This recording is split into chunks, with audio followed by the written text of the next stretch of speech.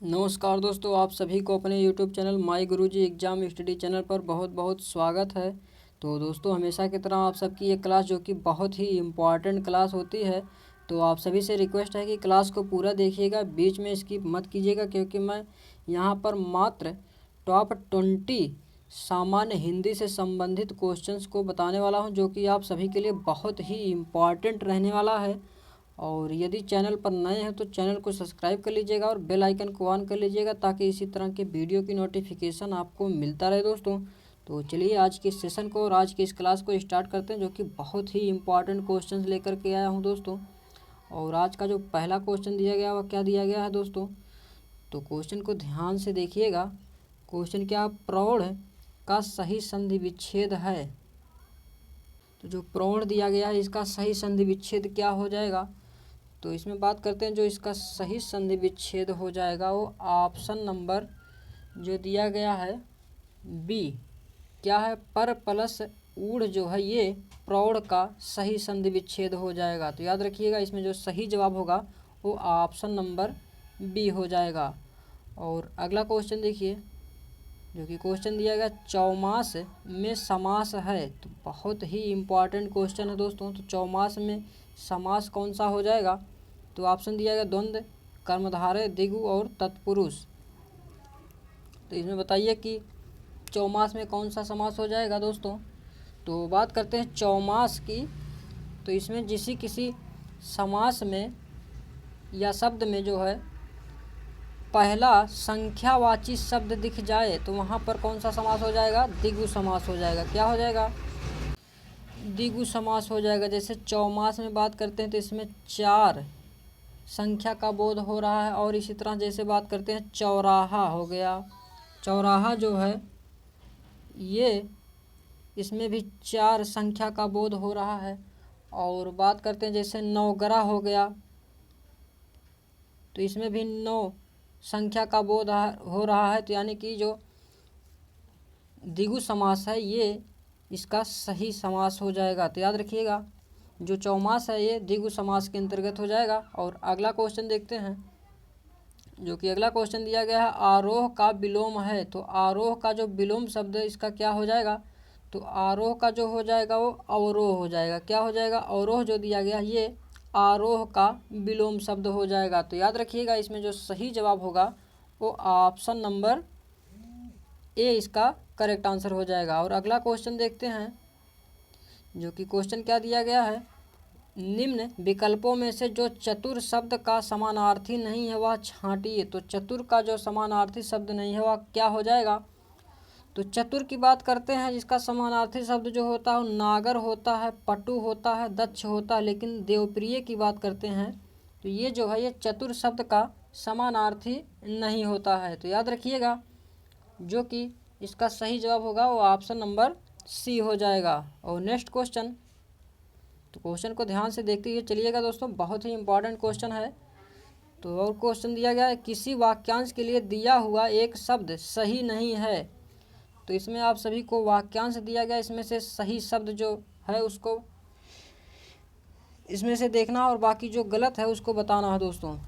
तो बात करते हैं, इसमें जो गलत हो जाएगा क्या है, जिस स्त्री को कोई संतान ना हो तो उसे बाँझ कहा जाता है। तो ये तो बिल्कुल सही हो जाएगा दोस्तों।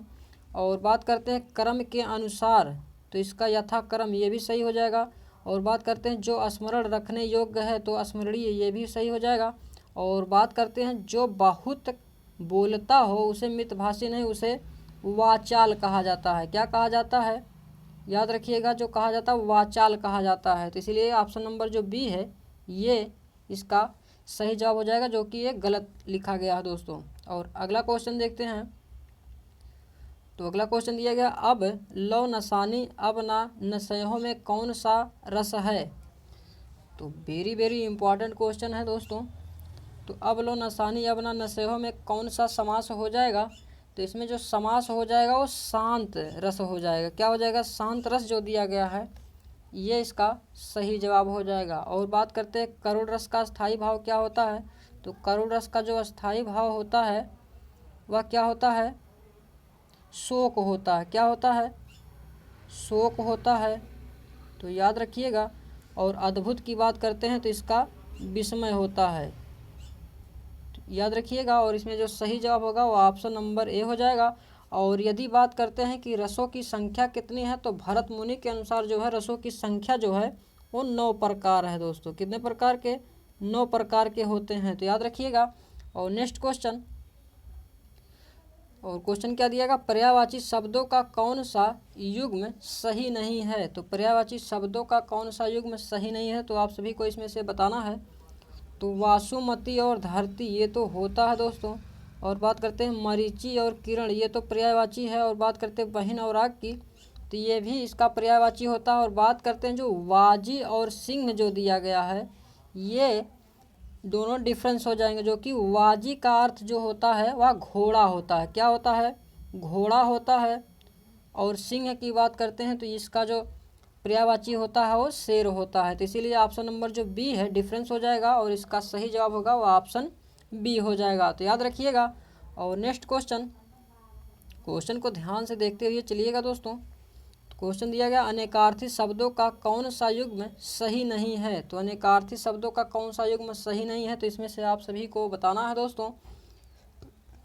तो बात करते हैं नाना अनेक माँ के पिता, तो ये अनेकार्थी शब्द हैं दोस्तों। और सैंधो नमक घोड़ा की बात करते हैं तो ये भी अनेकार्थी शब्द होते हैं। और नाक स्वर्ग नासिका ये भी अनेकार्थी शब्द हैं। और बात करते हैं आयन और दिशा वन जो है ये अनेकार्थी शब्द नहीं है दोस्तों। तो याद रखिएगा, जो कि इसमें सही जवाब होगा वो ऑप्शन बी हो जाएगा। जो कि आयन का अर्थ जो होता है वो गमन होता है, गति होता है, चाल होता है। याद रखिएगा। जो कि इसमें सही जवाब वो ऑप्शन बी हो जाएगा। और नेक्स्ट क्वेश्चन देखते हैं। और दोस्तों अगर वीडियो पसंद आ रहा हो तो एक एक लाइक करते हुए चलिएगा। तो क्वेश्चन की बात करते हैं, नरेश सो रहा था, तो वाक्य में कौन सा काल है। तो नरेश जो सो रहा था इसमें कौन सा काल हो जाएगा। तो पूर्ण भूत, अपूर्ण भूत, आसन्न भूत और सामान्य भूत।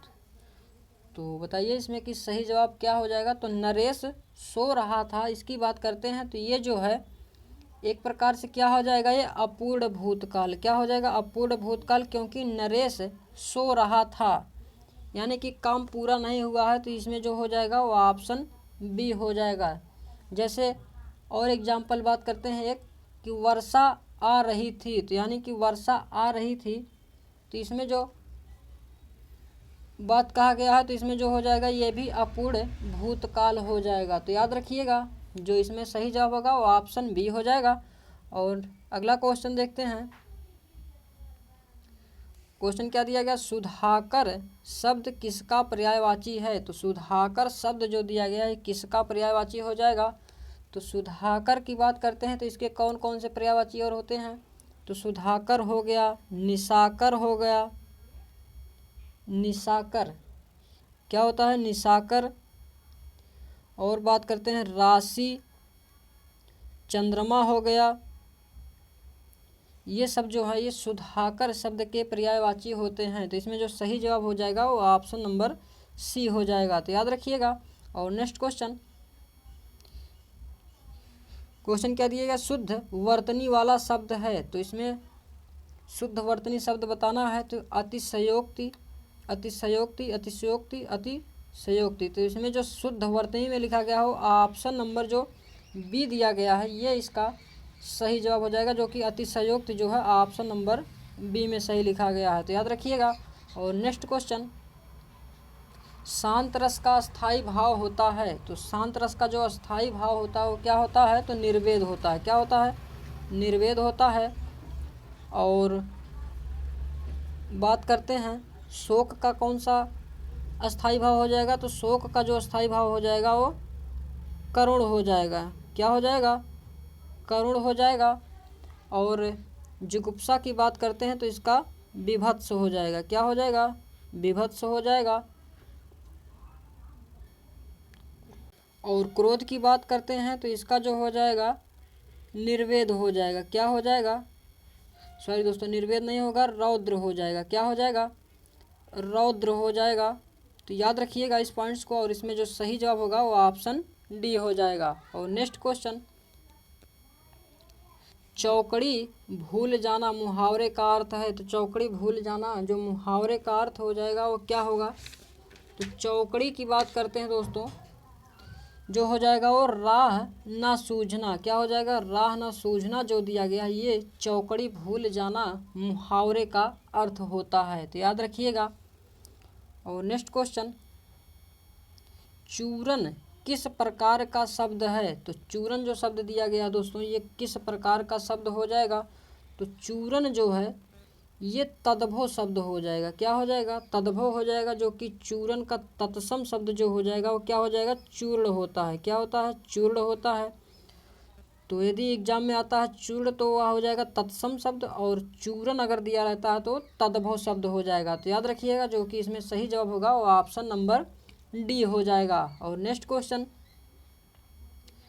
उड्डयन का संधि विच्छेद होगा। तो वेरी वेरी इंपॉर्टेंट क्वेश्चन है दोस्तों, तो ध्यान दीजिएगा। जो उड्डयन का संधि विच्छेद होगा ये क्या हो जाएगा? तो उड्डयन की बात करते हैं, जो इसमें सही जवाब होगा वो उत प्लस डयन जो दिया गया है ये उड्डयन का संधि विच्छेद हो जाएगा। और बात करते हैं कि ये कौन सा संधि हो जाएगा? तो ये जो है व्यंजन संधि हो जाएगा। क्या हो जाएगा? व्यंजन संधि। याद रखिएगा। इसमें जो सही जवाब होगा वो ऑप्शन ए। और नेक्स्ट क्वेश्चन, वह खा रहा था मैं खा रहा था कौन सा काल है? तो वह खा रहा था, तो इसमें जो काल हो जाएगा वह हो जाएगा क्या? अपूर्ण भूतकाल। क्या हो जाएगा? अपूर्ण भूतकाल जो दिया गया है ये इसका सही जवाब हो जाएगा। जो कि अपूर्ण भूतकाल की बात करते हैं तो ये जो है, तो इसमें जो होता है इसमें क्रिया भूतकाल में हो रही थी किंतु उसकी समाप्ति का पता नहीं चलता है, तो उसमें अपूर्ण भूतकाल होता है। जैसे एक एग्जाम्पल की बात करते हैं, और जैसे मोहन किताब पढ़ रहा था, तो मोहन किताब पढ़ रहा था तो इसमें भी अपूर्ण भूतकाल हो जाएगा। तो याद रखिएगा जो इसमें सही जवाब होगा वो ऑप्शन बी हो जाएगा। और नेक्स्ट क्वेश्चन, किस विराम चिन्ह का द्योतक है? तो ये जो चिन्ह दिया गया ये किस चिन्ह का द्योतक हो जाएगा? तो याद रखिएगा इसमें जो सही जवाब होगा वो ऑप्शन ए हो जाएगा, कोष्ठक चिन्ह। क्या होता है? कोष्ठक चिन्ह जो है ये कहा जाता है इसको। तो याद रखिएगा। और बात करते हैं उद्धरण चिन्ह की, तो ये किस प्रकार से होता है? तो उद्धरण की बात करते हैं तो ये जो है इस प्रकार से जो शब्द में लगाया जाता है तो ये उद्धरण चिन्ह होता है। और बात करते हैं विवरण चिन्ह किस प्रकार से होता है? तो विवरण चिन्ह जो होता है जो इस प्रकार से होता है। तो याद रखिएगा इस पॉइंट्स को। और नेक्स्ट क्वेश्चन, शैतान की आंत इस मुहावरे का उपयुक्त अर्थ है। तो शैतान की आंत जो है ये इस मुहावरे का उपयुक्त अर्थ क्या हो जाएगा? तो इसका अर्थ हो जाएगा बहुत लंबी वस्तु। क्या हो जाएगा? बहुत लंबी वस्तु जो होता है ये शैतान की आंत मुहावरे का अर्थ होता है। तो याद रखिएगा इस पॉइंट्स को। और बढ़ते हैं नेक्स्ट क्वेश्चन की तरफ। और दोस्तों वीडियो पसंद आ रहा हो तो एक एक लाइक करते हुए चलिएगा ताकि मुझे भी मोटिवेशन मिलता रहे दोस्तों। तो क्वेश्चन क्या दिया गया? निम्न में से कौन विराम चिन्ह का प्रकार नहीं है? तो बात करते हैं निर्देशक, लाघव, विवरण और उपदेशक। तो उपदेशक जो दिया गया है ये विराम चिन्ह का प्रकार नहीं होता। और बात करते हैं जो कि निर्देशक, लाघव, विवरण ये सब जो है ये विराम चिन्ह के प्रकार होते हैं। तो याद रखिएगा जो ऑप्शन नंबर सी जो दिया गया है ये इसका सही जवाब हो जाएगा। और नेक्स्ट क्वेश्चन क्या दिया गया? मैं अपने आप वस्त्र साफ कर लेता हूँ, इस वाक्य में कौन सा सर्वनाम है? तो अपने आप वस्त्र साफ कर लेता हूँ जो है इसमें जो सर्वनाम हो जाएगा वो निजवाचक सर्वनाम हो जाएगा। क्या हो जाएगा? निजवाचक सर्वनाम हो जाएगा, क्योंकि इसमें क्या दिया गया? मैं अपने आप वस्त्र साफ कर लेता हूँ, यानी कि निजता का बोध हो रहा है। तो इसीलिए ऑप्शन नंबर जो सी दिया गया निजवाचक इसका आंसर हो जाएगा। तो याद रखिएगा। और बात करते हैं दोस्तों कि सर्वनाम कितने प्रकार के होते हैं? तो एग्जाम में पूछा जाता है। तो सर्वनाम जो होते हैं वो 6 प्रकार के होते हैं। कितने प्रकार के? 6 प्रकार के होते हैं। और वे कौन कौन से होते हैं? तो याद रखिएगा, पुरुषवाचक, निजवाचक, निश्चयवाचक, अनिश्चयवाचक, संबंधवाचक और प्रश्नवाचक। तो इस जो 6 प्रकार के होते हैं ये सर्वनाम होते हैं। तो याद रखिएगा इस पॉइंट्स को। और बढ़ते हैं नेक्स्ट क्वेश्चन की तरफ, जो कि आज का ये लास्ट क्वेश्चन है दोस्तों। तो क्वेश्चन दिया गया सात शास्त्र का समुचित संधि विच्छेद क्या होगा। तो शास्त्र जो दिया गया इसका संधि विच्छेद क्या हो जाएगा। तो इसमें जो संधि विच्छेद हो जाएगा वो सत प्लस शास्त्र हो जाएगा। क्या हो जाएगा, सत प्लस शास्त्र हो जाएगा। और बात करते हैं इसमें कौन सी संधि होगी। तो इसमें जो हो जाएगा वो व्यंजन संधि हो जाएगा। क्या हो जाएगा, व्यंजन संधि हो जाएगा। तो याद रखिएगा। और ये थे आज के कुछ सामान्य हिंदी से संबंधित टॉप 20 क्वेश्चन दोस्तों। तो आई होप कि वीडियो आप सभी को बहुत ही पसंद आया होगा। तो वीडियो अगर पसंद आया हो तो एक लाइक ज़रूर कर दीजिएगा और मिलते हैं नेक्स्ट वीडियो में। तब तक के लिए जय हिंद, जय भारत, वंदे मातरम दोस्तों।